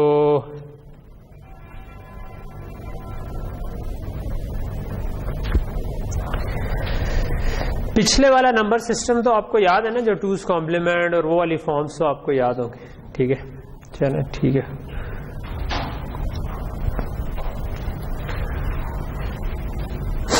ओके, सो फ्लोटिंग पॉइंट नंबर जो है ना, जो 32 बिट का फ्लोट जिसको हम सी में लिखते हैं, ठीक है, वो एक्चुअली इस तरीके से सेव होता है कि उसके 3 पार्ट होते हैं। एक आपकी ये जो बिट है ना, ये होता है आपका साइन, ठीक है, ये अगर 0 हो तो पॉजिटिव है, 1 हो तो नेगेटिव है। उसके बाद आपकी जो 8 बिट है ना, ठीक है, ये आपका होता है एक्सपोनेंट, ठीक है। लेकिन ये एक्सपोनेंट इस तरह नहीं होता कि यहां पर जो नंबर लिखा हुआ है वो एक्सपोनेंट है। इधर जो नंबर लिखा हुआ है ना, लेट से वो ई है, तो आप ई -127 करें तो जो नंबर आएगा ना वो एक्चुअल में एक्सपोनेंट होगा। तो ये समझ लें कि 2's कॉम्प्लीमेंट में तो हमने नहीं लिखा, लेकिन काइंड ऑफ ये 2's कॉम्प्लीमेंट का तरीका ही हो गया कि इसमें इसका मतलब है आप क्योंकि 8 बिट हैं तो नंबर आपके पास कहां से कहां तक जा सकता है, 0 to 255। इसमें से अगर मैं -127 कर दूं, ठीक है, तो ये आपके पास बन जाएगा -127 to 128 बनेगा मेरा ख्याल है, या माइनस साइड पे 128 हो जाएगा या प्लस साइड पे हो जाएगा, तो वो किसी एक साइड पे हो जाएगा, क्योंकि 127 माइनस कर दिया है तो 0 जो है वो -127 पे चला गया, तो प्लस साइड पे ये 128 तक मैक्सिमम जा सकता है, ठीक। सो -127 से 128 तक नंबर असल में ही हो सकता है, क्योंकि जो भी आप नंबर लेंगे उसमें से जब 127 माइनस करेंगे नंबर तो 255 तक जा सकता है, लेकिन 255 से माइनस करेंगे तो 128 आ जाएगा, ठीक है, और 0 से माइनस करेंगे तो -127 आ जाए। तो इसका मतलब है कि जब आप फ्लोटिंग पॉइंट में रखेंगे तो पावर -127 भी हो सकती है, पावर +128 तक भी जा सकती है, और दरमियान में कोई सा नंबर। और इधर जो होता है ना, ये आपकी बाकी कितनी बिट बनी, 8 और 1 9, 32 बिट का ये होता है, तो 23 बिट हो गई, ठीक है। ये आपका होता है मेंटिसा, ठीक है। अच्छा, तो ये मेंटिसा तो होता है, लेकिन ये किस तरीके से है, इसमें आप बेसिकली कोई भी बाइनरी नंबर है ना, लेट से आपके पास लिखा हुआ है 1 10 1011 या 101.1101, ठीक है। आप इसको पहले लेके जाते हैं साइंटिफिक नोटेशन में, ठीक है, कि आप मेक श्योर करते हैं कि यहां पर 1 आ रहा हो, ठीक है। तो पॉइंट को इधर मूव करूंगा तो क्या बनेगा, ये 1.011101, ठीक है, और इनटू 2 रेज़ पावर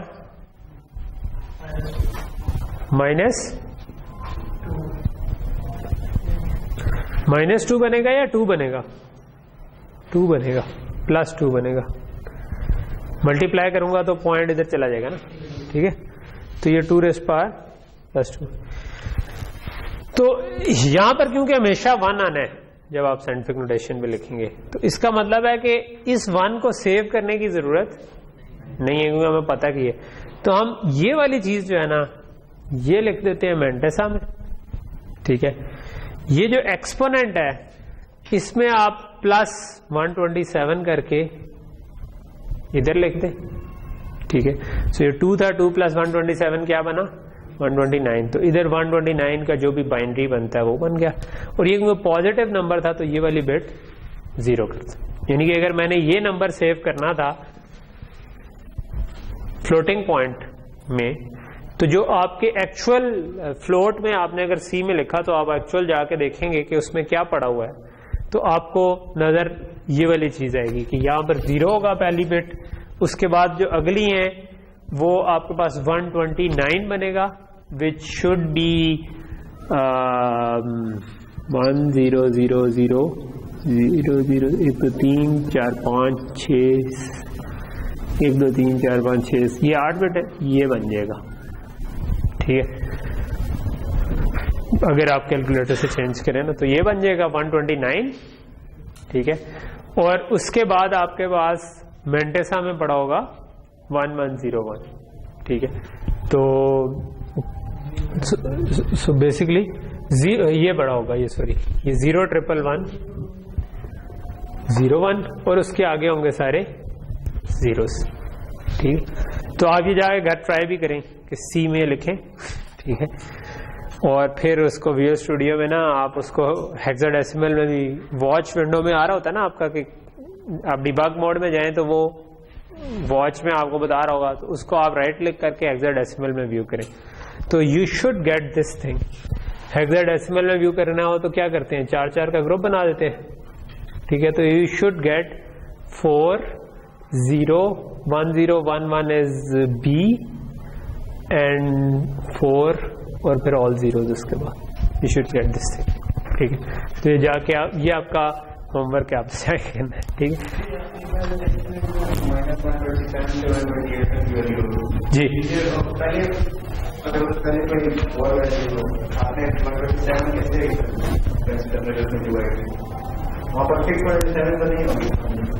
नहीं, जो स्टैंडर्ड है वो ये कहता है कि इधर जो भी नंबर पड़ा है ना उसमें से जब -127 करें तो असल एक्सपोनेंट आएगा, ठीक है।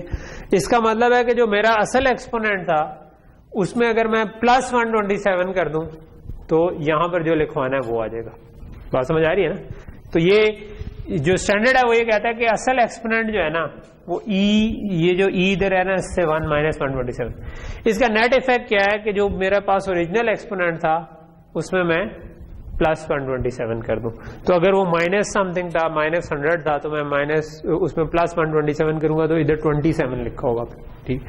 तो लेकिन जब मैं इसको देख रहा हूँ कि असल नंबर क्या है तो उस 27 में से मैं -127 कर दूंगा तो मेरे पास आ जाएगा कि ये बेसिकली तो -100 बनता है, ठीक है। तो ये चीज, तो यहां तक चीज क्लियर होगी, ठीक है।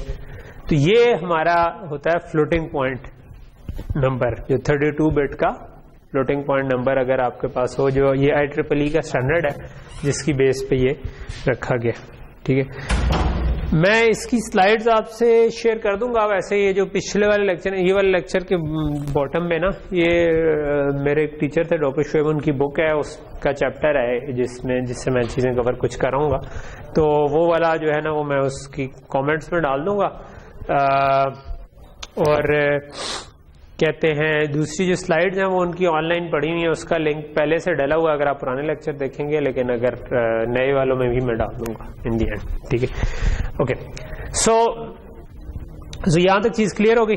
सो अब अगर आपको कोई कहे कि मैं आपको एक नंबर दूं जिसको आपने कन्वर्ट करना हो फ्लोटिंग पॉइंट में, वो हमने कर लिया। इसी तरह इसका ऑपोजिट केस एक देख लेते हैं कि अगर मेरे पास एक नंबर फ्लोटिंग पॉइंट में लिखा हुआ है और मैंने उसको कन्वर्ट करना है इन नॉर्मल नंबर, तो वो कैसे होगा। तो फॉर एग्जांपल मेरे पास लिखा हुआ था फ्लोटिंग पॉइंट में 1 0 0 1 0 0 0 1 1 2 3 4 5 6 7 लेट्स से ये कहते हैं 8, और उसके बाद मैं कहता हूँ 0 0 1 1 0 और इसके आगे सारे जीरोस, ठीक है। सो ये मुझे फ्लोटिंग पॉइंट नोटेशन में मिला, और मैं एक्चुअली जब आपको पेपर में क्वेश्चन दे रहा हूँ हो सकता है मैं आपको हैक्स में दे दूं कि जी मैंने विजुअल स्टूडियो में देखा कि एक फ्लोट वेरिएबल की जो वैल्यू थी वो हैक्स में ये बनती है, या मैं मेमोरी का डाम देख रहा था, मेमोरी के अंदर फ्लोट में एक नंबर पड़ा हुआ था जो कि हैक्स में ये बन रहा था। सो टेल मी कि वो क्या नंबर है, ठीक है। तो अब वो आप उसको हेक्स से इसमें कन्वर्ट तो फौरन कर लेंगे, ठीक है, कि 4-4 के ग्रुप में आपने कन्वर्ट कर दी। तो अब नेक्स्ट क्वेश्चन है कि अच्छा ये क्या बनता है। तो अगेन कैसे तोड़ेंगे, एक बिट ये आ गई, फिर आपने 1 2 3 4 5 6 7 8 ये आ गई, तो ये आपका असल में नंबर है। ये क्या बता रहा है कि माइनस में नंबर है। ये क्या बता रहा है, जो भी है उससे क्या करेंगे हम, -127। सो ये नंबर क्या बन रहा है, ये मुझे बता रहा है कि ये 2⁻0 है, ये 2⁻1 है, तो ये 2 4 8 16 32, तो ये 32 + 2 बन रहा है, तो ये 34 आ रहा है, ठीक है। तो 34 में से 127 माइनस किया तो कितना आता है किसी के पास कैलकुलेटर, बता दे। जी अब मैं वैसे कर लूं, 27 तो वैसे निकल गए, तो 100 आ गया, उसमें से कितने निकाल दूं, कितना इनका डिफरेंस है, 93 आ गया। Okay, so -93 is the exponent, और ये मैंटेसा है, सो इसके साथ मुझे 1 लगाना है, सो 1.00110, ठीक है। ये बाइनरी में लिखा हुआ है तो मैं इसको डेसिमल में चेंज कर सकता हूँ, ठीक है। ये हो जाएगा 1 + 1/2 1/4 1/8 + 1/16, ठीक है। ये बन जाएगा 0.125, यही बनेगा, और ये बनेगा 0.0625, है ना, ठीक है। सो ये आपके पास नंबर आ गया। इसको अगर मैं ऐड कर लूं तो ये 1.1678 हो जाएगा, और 1.1875 बन जाएगा ये सब। तो ये मेरे पास बन गया नंबर जो कि मैंटेसा से आया था, इंटू 2⁻93, ठीक है, और साइन की वजह से minus. So this is my answer कि मेरे पास -1.1875 into 2⁻93 is the actual number, ठीक। क्यों बात समझ आ रही है? आप इस तरह देख रहे होते हो जैसे या तो देखने में मुश्किल हो रही है या कोई तकलीफ में हो बंदा कि ये क्या हो रहा है। तो ऐनक क्यों नहीं लगाते? हाँ, टूट गया। अच्छा, वैसे नहीं, ये वाला काम कर लो। ये मैंने भी थोड़ा सा लेट किया था जब मैं आप जैसा स्टूडेंट था, तो वो कहते हैं उससे फर्क पड़ता है, मतलब वो आपको कोई चीज क्लियर ना नजर आ रही है तो बिला वजह आपकी एक्स्ट्रा एफर्ट आंखों पे भी लग रही है और बाकी चीजों पे भी, उसके बजाय एक दिन निकालो और ओके। सो यहां तक चीज क्लियर होगी जी। ये थे हमारे फ्लोटिंग पॉइंट नंबर, ठीक है। अब अगर मैं कहूं कि मैंने फ्लोटिंग पॉइंट एडिशन करनी है तो क्या स्टेप्स होंगे, ठीक है, कि अगर मेरे पास दो नंबर हैं जो कि फ्लोटिंग पॉइंट में पड़े हुए हैं, तो मैंने एक एक वैसे एग्जांपल कर ली है इसकी। जो एक हमने एग्जांपल कर ली कि नंबर से हमने कन्वर्ट कर दिया, और एक हमने एग्जांपल कर ली कि जिसमें हमने फ्लोटिंग पॉइंट नंबर था उससे हमने नंबर निकाल लिया, ठीक है। अच्छा, सो नेक्स्ट है कि अब हमने अगर दो फ्लोटिंग पॉइंट नंबर्स को ऐड करना हो, ठीक है। तो जो नॉर्मल नंबर के एडर्स हैं वो तो हमने लॉजिक डिजाइन में बनाए थे ना कि 2 मिनट्स। सो अगर हमने फ्लोटिंग पॉइंट के एडर का हम डिजाइन तो नहीं पढ़ेंगे, बट अगर मैंने फ्लोटिंग पॉइंट नंबर्स को ऐड करना हो तो स्टेप्स क्या हैं, तो क्या होंगे। तो स्टेप 1 है कि पहले तो मेरे पास 2 नंबर्स थे, ठीक है, ये भी फ्लोटिंग पॉइंट नंबर था, ये भी फ्लोटिंग पॉइंट नंबर था, ठीक है। सो ये 8 बिट है, ये 8 बिट है और इसके बाद मेंटिस आर है, ठीक है। अच्छा, सो इसको अगर मैं इसका एक फॉर्मूला सा था मैं वो पहले आपको बता दूं तो आई थिंक वो ज्यादा बेहतर होगा कि इसको हम किस तरह लिख सकते हैं। हम नंबर को इस तरह लिख सकते हैं कि x is equal to -1 raised power s, ये मैं भी एक्सप्लेन करता हूँ क्या है, into mantissa into 2 raised power e minus B, ठीक है। ये आपका फ्लोटिंग पॉइंट नंबर है जिसको हम रिप्रेजेंट करते हैं, where s is this sign bit, ठीक है, m is mantissa, e is exponent और b एक कांस्टेंट है जो कि हमारे केस में 127 था अगर 32 बिट का नंबर हम सेव कर रहे हो, ठीक है। इसको बाज़ का हम कहते हैं बायस, ठीक है, कि जो हमारी बायस है इसमें से सब्ट्रैक्ट कर दिया। हाँ जी, लेकिन आप डबल भी होता है ना, तो डबल जो होगा वो 64 बिट का है, तो उसका स्ट्रक्चर कुछ और होगा, वो मतलब आप विकिपीडिया पे देखेंगे तो वो भी इससे मिलता जुलता कोई ना कोई निकल आएगा और आपको पता चल जाएगा क्या, लेकिन मतलब मेरा ख्याल है कि फॉर्मेट इसी तरह से यूज। m जो है ये आपके पास हमेशा इट्स बिटवीन 1 and 2, 1 से 2 के दरमियान है, क्योंकि 1 पॉइंट समथिंग है ना, तो 1 पॉइंट समथिंग है, इसका मतलब है कि ये हमेशा या 1.0 हुआ तो 1 हो जाएगा मैक्सिमम, और 1 पॉइंट मैक्सिमम हुआ तो वो फिर 9999, तो वो 2 से कुछ कम बन जाएगा। ओके, तो ये इसका नंबर को मैं -1 रेस्ट पावर s क्यों हमने कहा हुआ है कि अगर ये 0 हो जाएगी बिट तो -1 रेस्ट पावर 0 1 बन जाएगा, तो इसका मतलब पॉजिटिव नंबर है, और अगर ये साइन बिट 1 होगी तो -1 रेस्ट पावर 1 बन जाएगा, तो ये नेगेटिव साइन साथ लगाने के लिए आप इसको इस तरह से मैथमेटिकल एक्सप्रेशन में लिख सकते हैं, ठीक है। बट इट डजंट मैटर अगर if you get the original idea. अब बात यह है कि मैंने ऐसे 2 नंबर्स को ऐड करना है, ठीक है। सो अगर मैंने 2 नंबर्स को ऐड करना है तो ये तो पहले ही आपस में मल्टीप्लिकेशनें हो रही हैं डिफरेंट पार्ट्स की, ठीक है। तो अगर सीधा सीधा नंबर होता तो वो तो ऐड हो जाते, तो इसमें मुझे क्या करना चाहिए।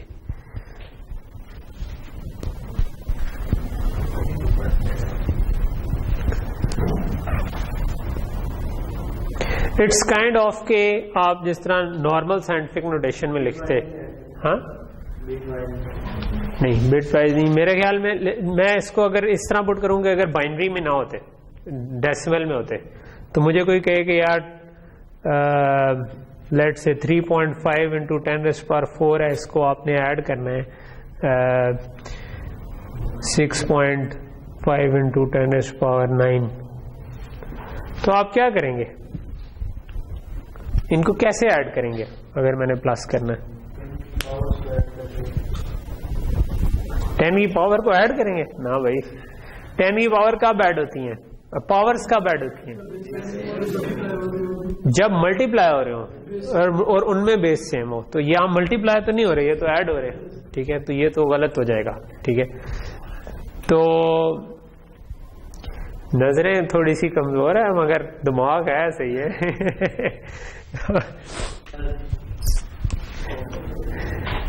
नॉर्मली अगर आप इस तरह ऐड करना चाहें तो एक तरीका ये हो सकता है कि इनकी पावर्स बराबर किसी तरह कर दें, which we can do actually. अगर मैंने इन दोनों की पावर्स बराबर करनी हो तो मैं क्या कर सकता हूँ, या तो मैं 4 को उठाकर 9 पे ले जाऊं या 9 को उठाकर 4 पे ले जाऊं, ठीक है। तो लेट्स से कि मैं 4 को उठाकर 9 पे लेकर जाना चाहता हूँ, तो 4 को उठाकर 9 पे लेकर जाना चाहता हूँ, तो इसका मतलब है कि मैं मजीद 10⁵ से मल्टीप्लाई करूंगा।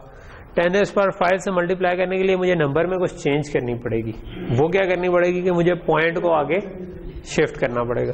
सो मैं पॉइंट को 5 प्लेसेस अगर आगे लेता हूँ, 1 2 3 4 5, और फिर मैं ये अगर कर दूं तो ये मेरे पास 10⁹ बन जाएगा। अब क्योंकि इनकी बेस इनके जो पावर सेम है, तो जो भी रिजल्ट आएगा मतलब उसमें मैं ये कॉमन ले सकता हूँ ना 10⁹। तो अब मैं कॉमन ले लूंगा तो अब ये दोनों आपस में ऐड हो जाएंगे, तो मैं इनको नॉर्मली ऐड कर सकता हूँ। ठीक है, यही स्टेप हम इसमें करते हैं जो अगर आपके पास बाइनरी में हो। सिर्फ फर्क ये है कि आपकी पावर 10 की पावर के बजाय 2 की पावर है। ठीक है, सो मैं स्टेप साथ साथ बोलता जाता हूँ और फिर हम उनको कर लेते हैं। ठीक है, पहला ये है जी कि आप जो इम्प्लाइड 1 है, जो स्लाइड्स में आपको शेयर करूंगा उनमें ये स्टेप्स लिखे होंगे, आपको नजर नहीं आ रही, but I will just tell you. Step 1 क्या है कि इस वाले के आगे 1 लगा दें, इन दोनों के आगे।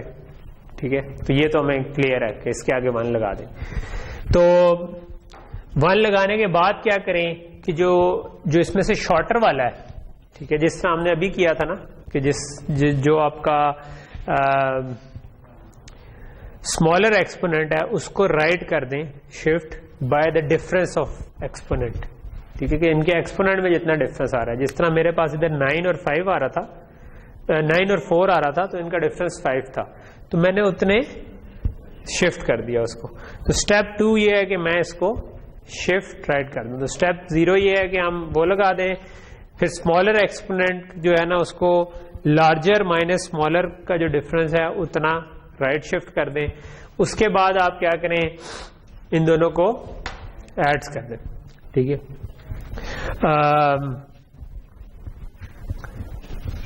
जब आप इनको ऐड कर देंगे तो ये बेसिकली ऐड हो जाएंगे और हमारा काम तमाम हो जाएगा। जब कंप्लीट नहीं होगा इसके बाद क्या रह जाएगा, आप लोग अगर गैस करें। अगर मैंने लेट से ये कर दिया, ये जिस तरह 0.0035 आया था उसमें ऐड किया, नेक्स्ट स्टेप क्या होना चाहिए?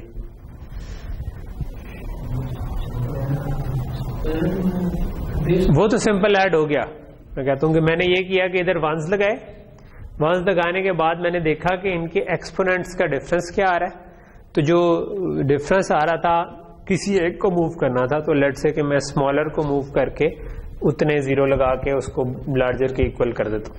ठीक है, उसके बाद मैं दोनों को आपस में ऐड कर देता हूँ। ठीक है, ऐड करने के बाद क्या करना पड़ेगा?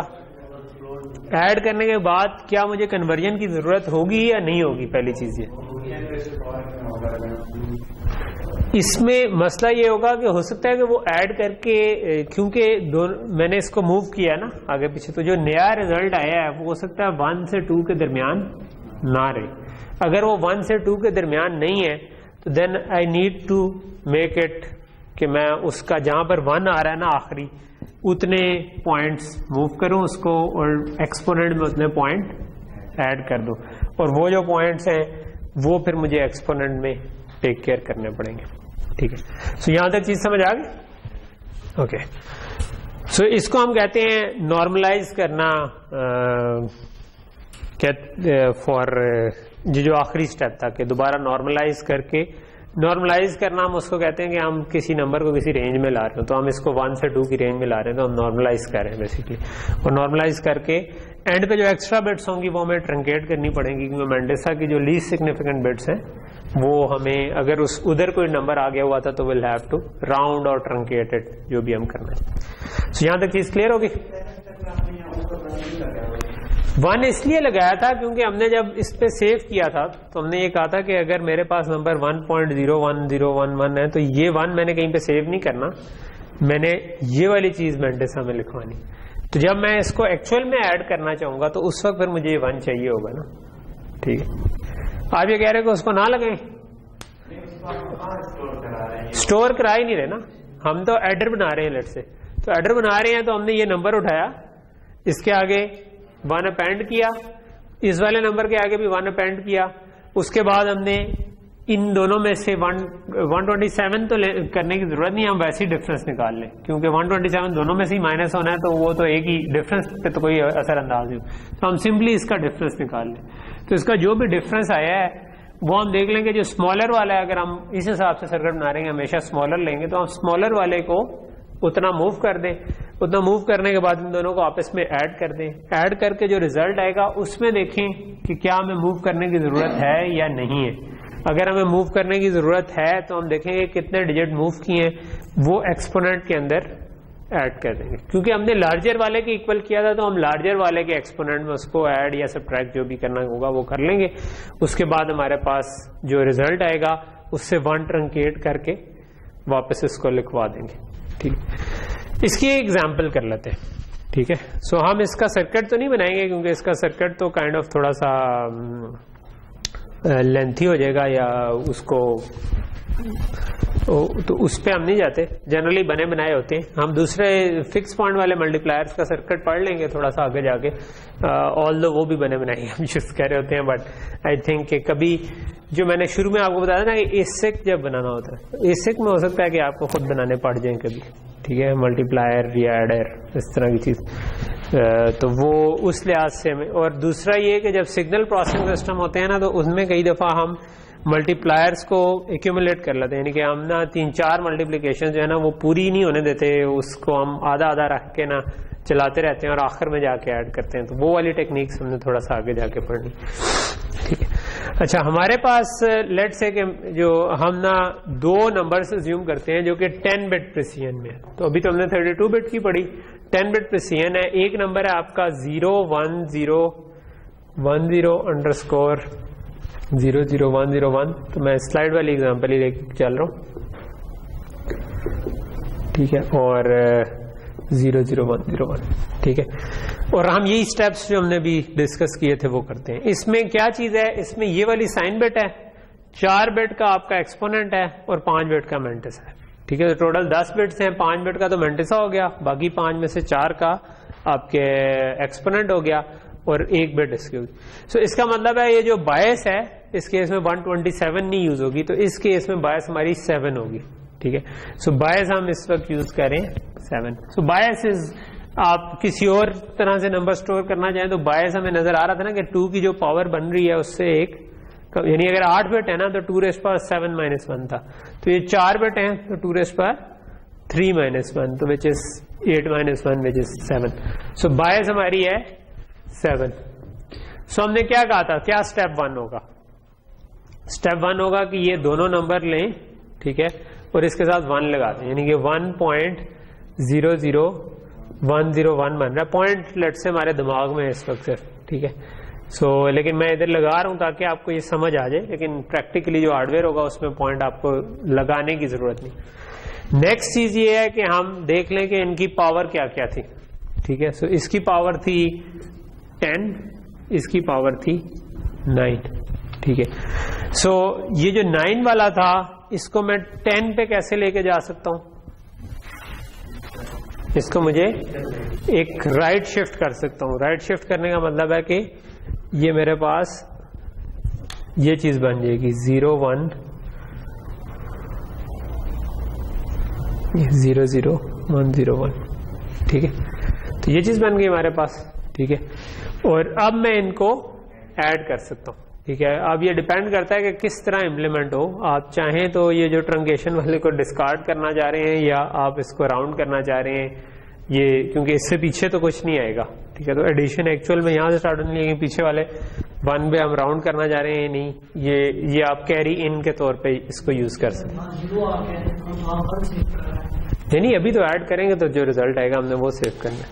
ठीक है, ये 0 क्या है, ये आगे 2 भी आ सकता है ऐड होने के बाद। ठीक है, अभी तो 1 पॉइंट समथिंग है ना, इसमें जब मैं ये ऐड करूंगा अभी तो नहीं आएगा, लेकिन इट इज पॉसिबल कि यहाँ पर 2 आ जाए।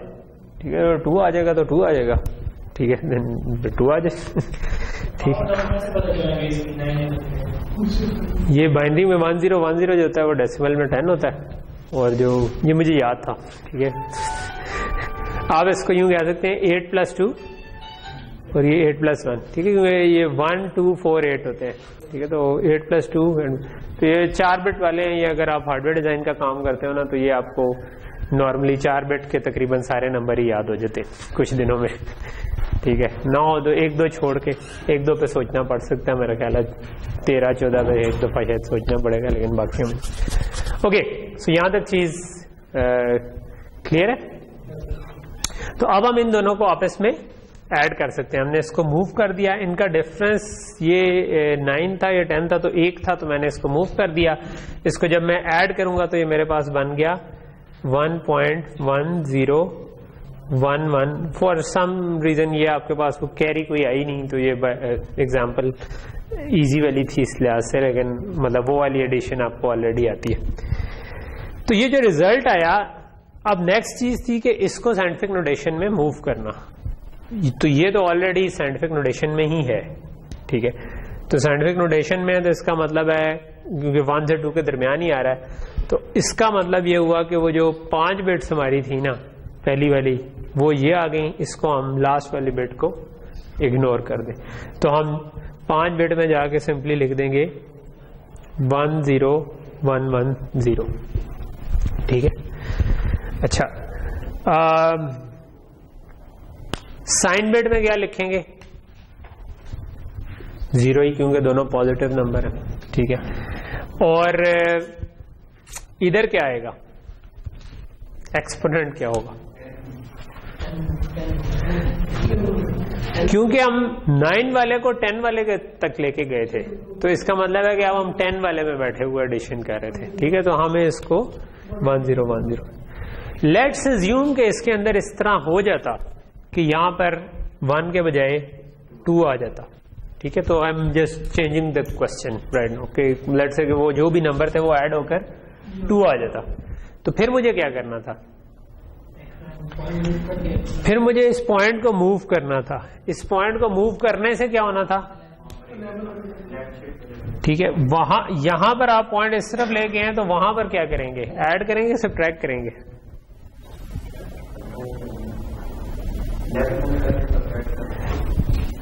बेसिकली आपको 2 से मजीद मल्टीप्लाई करना था, क्योंकि ये इधर था, तो हम ऐड करेंगे बेसिकली, क्योंकि 10 पॉइंट समथिंग था ना, मैं इधर मूव करके गया हूं, तो इसका मतलब है कि मुझे इसको बैलेंस करने के लिए 2 से मल्टीप्लाई, जो बाइनरी का 10 है ना, ताकि मैं मल्टीप्लाई करूंगा तो ये वापस उस जगह पे आ जाए।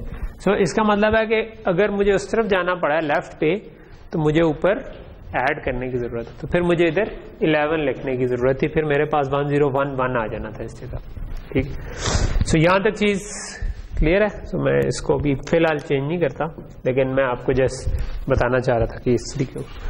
सो ये स्टेप तो क्लियर हो गया। अच्छा, इस स्टेप, ये वाली एग्जांपल में हमने एक चीज जो है ना इसमें सिंपल थी, जो कि एक स्टेप बीच में से खा भी गई, वो ये थी कि व्हाट अबाउट के नंबर नेगेटिव हो, इनमें से कोई नेगेटिव नंबर हो, तो फिर क्या करें?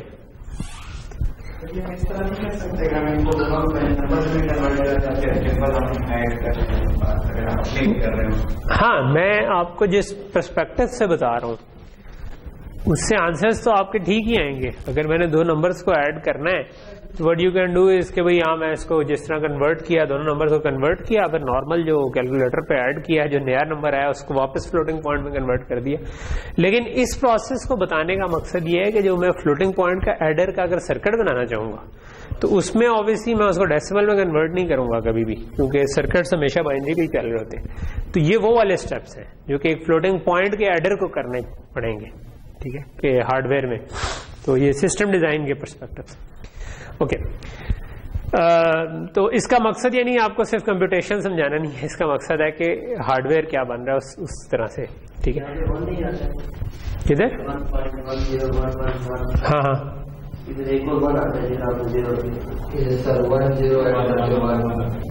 हाँ शायद गलत लिखती हो मैंने, 111 आएगा। हाँ, ये आप कह रहे हो 1111, 4 1 आएंगे। हाँ सही कह रहे हो, हमारा नंबर गलत हो गया, ठीक। ओके, व्हाट अबाउट के इनमें से कोई नंबर नेगेटिव होता? लेट्स से कि ये वाला नंबर जो था ये इधर 1 लिखा होता, 1 लिखा होता, तो क्या मतलब था कि ये नेगेटिव हो गया। नेगेटिव हो गया तो इस कंप्यूटेशन में क्या चेंज आनी थी? इसको ऐड करते हुए हमें, इसका मतलब है कि ओवरऑल नंबर नेगेटिव है, तो एक्सपोनेंट वगैरह पे तो कोई फर्क नहीं पड़ेगा, वो तो उसी तरह चल रहे हैं। लेकिन जो आपके पास नंबर है उसका हम 2's कॉम्प्लीमेंट ले लेंगे और उसको ऐड करने से पहले 2's कॉम्प्लीमेंट ले लेंगे बेसिकली, यानी 1 ऐड, ये यहां पर 1 लगाने के बाद उसका 2's कॉम्प्लीमेंट ले लेंगे। ओके, सो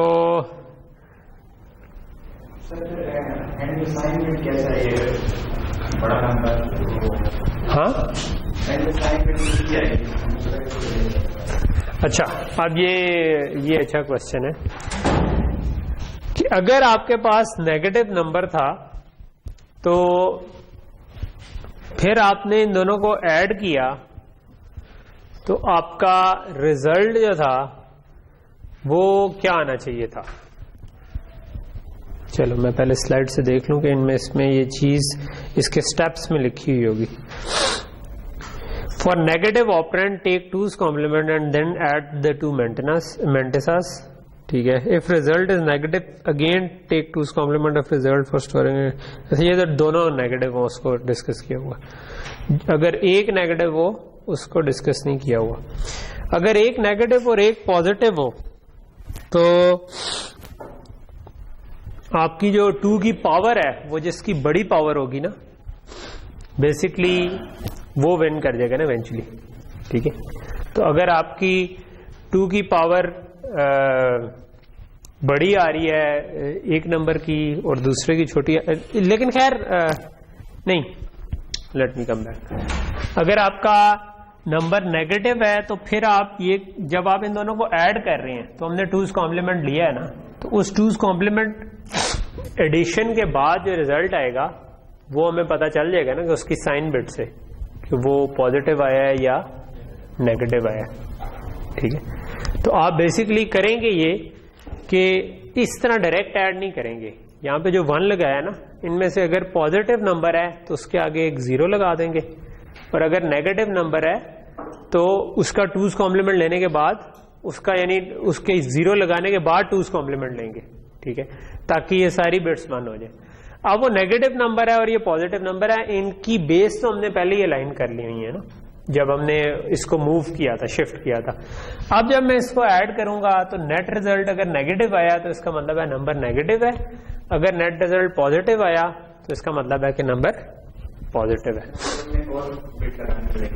हाँ, जब आप 2's क्योंकि ये वाला जो है ये पॉजिटिव नंबर था ना तो यहाँ पे 1 आ रहा था, तो ये मतलब इधर आप उसको साइन एक्सटेंड कर सकते हैं ना कि साइन इसमें साइन इंसर्ट करना पड़ेगा। तो मेरे ख्याल में फिर आप इस तरह कर सकते हैं कि इसमें साइन डालें और नेगेटिव वाले केस में वो 0 डाल के 2's कॉम्प्लीमेंट लेंगे तो वो नेगेटिव बन जाएगा। फिर जब दोनों को ऐड किया तो आपके पास इस जगह पर अगर बिट 1 आई तो इसका मतलब है कि ये नेगेटिव नंबर है। अच्छा, अब नेगेटिव नंबर तो आप नहीं स्टोर कर सकते, ठीक है, तो हम नेगेटिव नंबर कैसे स्टोर करेंगे? अगर ये लेट से रिजल्ट नेगेटिव आ गया तो क्या करेंगे? हम उसका दोबारा 2's कॉम्प्लीमेंट लेकर उसको पॉजिटिव बनाएंगे, लेकिन बिट ये वाली माइनस वाली रख देंगे, ठीक है। तो वो एक्चुअल में नंबर पॉजिटिव ही सेव कर लेंगे लेकिन इसको हम नेगेटिव करेंगे, ठीक है। ओके, सो ये फेयरली हमारा एडिशन जो है वो काइंड ऑफ कवर हो गई कि अगर 2 नंबर्स को ऐड करना हो। ऑब्वियसली सब्ट्रैक्शन हमने ऑलरेडी देखा हुआ है कि एडिशन की तरह ही होती है, सिर्फ उसमें ये होता है कि हम 2's कॉम्प्लीमेंट ले लेते हैं नंबर का। अगर दोनों नेगेटिव होते नंबर, फिर हमें ये पता था कि पहले से ही इंश्योर था कि इसका रिजल्ट नेगेटिव आएगा, फिर मेरा ख्याल है कि हमें और कुछ करने की जरूरत नहीं थी, फिर हम काइंड ऑफ सम कर लेते तो वही नंबर आ जाए। ओके, एडिशन की एग्जांपल हो गई। मल्टीप्लिकेशन में क्या होगा? तो एडिशन हो गई, मल्टीप्लिकेशन में क्या होगा?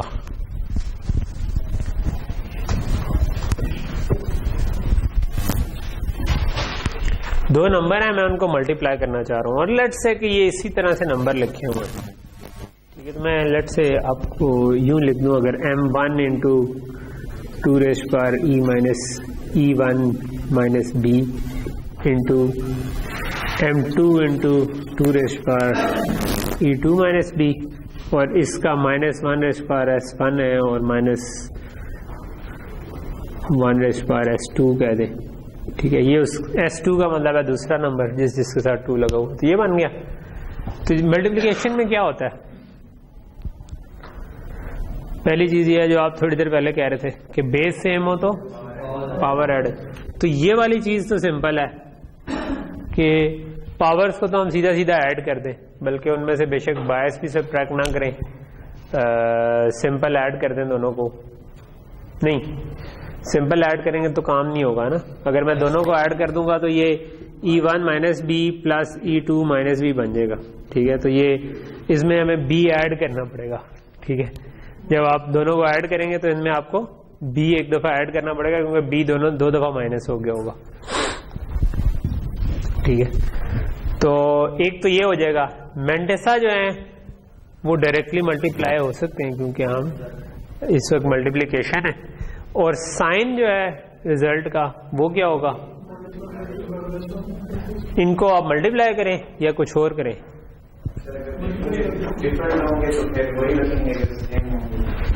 अगर दोनों नंबर पॉजिटिव हैं या नेगेटिव हैं तो नेगेटिव नेगेटिव से मल्टीप्लाई करके भी पॉजिटिव आ जाता है, पॉजिटिव पॉजिटिव से भी। तो अगर साइन बिट दोनों की 0-0 थी या 1-1 थी तो इसका मतलब है कि आपकी आउटपुट पॉजिटिव आ रही है, और अगर 0-1 या 1-0 थी तो आपकी आउटपुट नेगेटिव। और ये क्या चीज है, और है लेकिन एंड में 0 है तो इसको क्या एक्सक्लूसिव और। ठीक है, दिस इज एक्स। तो अगर हम इन दोनों को एक्स और कर दें तो हमारे पास साइन आ जाएगा। तो मल्टीप्लिकेशन के स्टेप्स ये हैं कि एक्सपोनेंट्स को ऐड कर दें, बायस को सब्ट्रैक्ट कर दें। ठीक है, सो पहला है कि ऐड एक्सपोनेंट्स एंड सब्ट्रैक्ट बायस, क्योंकि 2 दफा आ जाएगी उसमें बायस ना, माइनस हो चुकी होगी। ठीक, जो कि मैंने अभी बताया था कि ये E1 minus plus E2 minus 2B हो जाएगा, तो उसको प्लस माइनस B बनाने के लिए हमें एक दफा बायस को सब्ट्रैक्ट करना चाहिए। Multiply mantissas as unsigned numbers. ठीक है, दोनों को अनसाइंड समझते हुए हम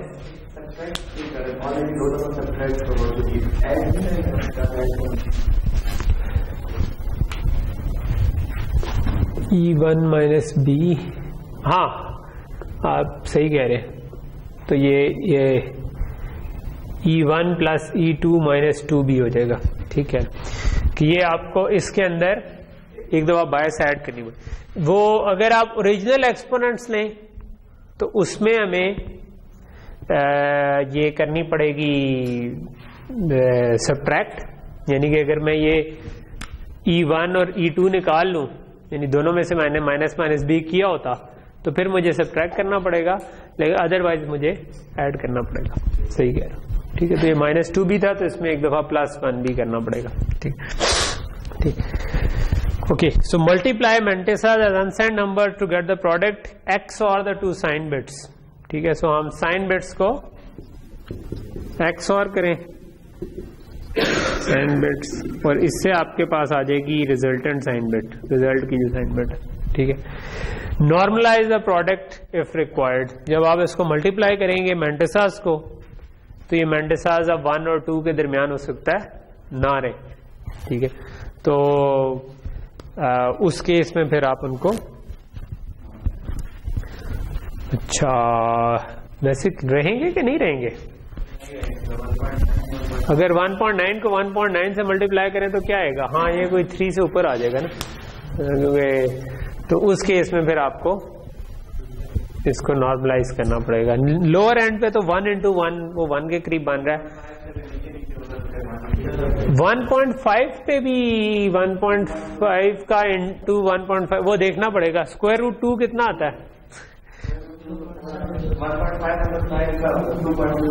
2.25 है। हाँ, तो ये 1.5 से थोड़ा नीचे होगा, 1.4 के अराउंड कुछ होगा नंबर, वहां तक तो हम सेम रहेंगे। अगर उससे बड़े नंबर आना शुरू हो गए तो तब हम थोड़ा सा बाहर जाने का चांस है, लेकिन मतलब जनरली ये 1 बिट का ही फर्क पड़ेगा, क्योंकि हम 1.9 को 1.9 से करें तो है कैलकुलेटर किसी के पास, आई डोंट थिंक ये 3.61 आ रहा है। तो ये आप 3 में आ गए तो 2 बिट्स आपके पास आ गई ना, तो 2 बिट्स आ गई तो आपको 1 बिट का शिफ्ट करना पड़ सकता है। ओके, सो यहां तक चीज क्लियर हो गई। इसके बाद ऑब्वियसली नॉर्मलाइज किया और उसके बाद राउंड या ट्रंकेट कर दिया। ठीक है, जो आपके पास मेंटेसा आएगा उसकी जो LSBs में अगर कुछ एक्स्ट्रा वैल्यू आ रही है तो उसको आप राउंड या ट्रंकेट कर देंगे, ठीक है। ट्रंकेशन हार्डवेयर वाइज इजी है, राउंडिंग से थोड़ा बहुत आपके रिजल्ट्स इंप्रूव हो सकते। ओके, तो ये जो चीज थी ना, इसको हम ये हमारे floating point numbers kind of किस तरह ऑपरेट करते हैं ये मैं समझ आ गई। ऑब्वियसली इसका हार्डवेयर बनाएंगे तो ये हार्डवेयर ये सारे काम कर रहा होगा, तो फ्लोटिंग पॉइंट एडर या मल्टीप्लायर इसीलिए नॉर्मल एडर या मल्टीप्लायर से थोड़ा सा कॉम्प्लेक्स होता है, क्योंकि उसमें 3-4 काम करने उसको पड़ जाते हैं। तो वो जो काम करने पड़ जाते हैं उसकी वजह से कई दफा वो एक के बजाय 2 या 3 साइकिल ले रहा होता है, ठीक है, और वो फिर स्लो भी हो जाता है, लेकिन आपको आसानी दे रहा होता है कि आपको पॉइंट की कोई फिक्र करने की जरूरत नहीं है। तो दूसरी चीज मैंने पढ़ी थी कि इसके बरक्स हम जो यूज करेंगे वो क्या है, फिक्स पॉइंट नंबर, ठीक है।